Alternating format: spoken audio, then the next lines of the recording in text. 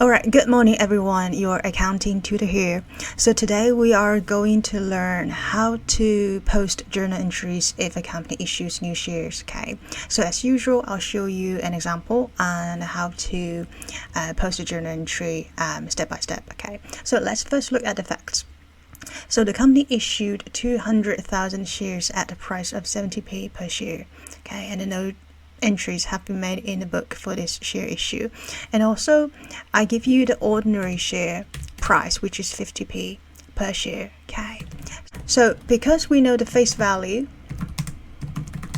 of the share is 50p, which is 0.5, right, per share, but the company is able to sell it at 70p per share. So the selling price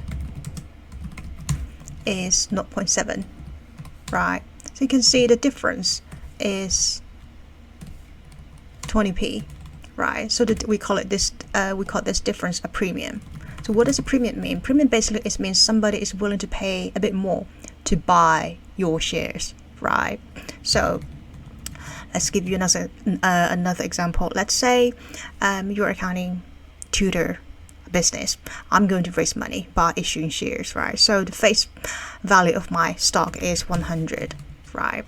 And then say because it's quite popular and a lot of people want to buy my shares, so some of them might be willing to pay me 120 to buy one share. So the additional 20 I'm getting is premium.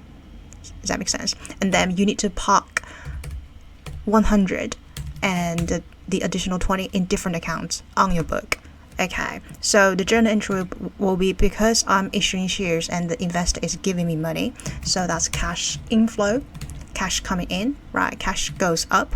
And then on the credit side, that will be my capital goes up. And then premium goes up. Okay, in terms of the exact value, so the capital is, we know, it's 50p per share, and they've issued 200,000 shares, so the capital goes up by 100,000, right? And the premium will be, there's a 0.2 premium per share, and then if we times number of shares, which is 200,000, that's premium. So you can see there's a 100,000 increase in capital, and then premium goes up by 40,000.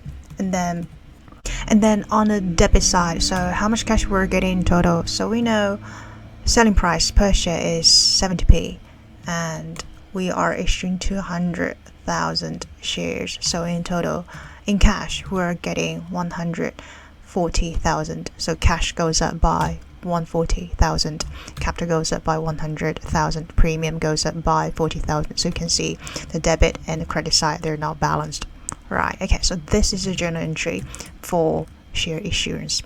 Okay, right, your accounting tutor here. Let me know your thoughts.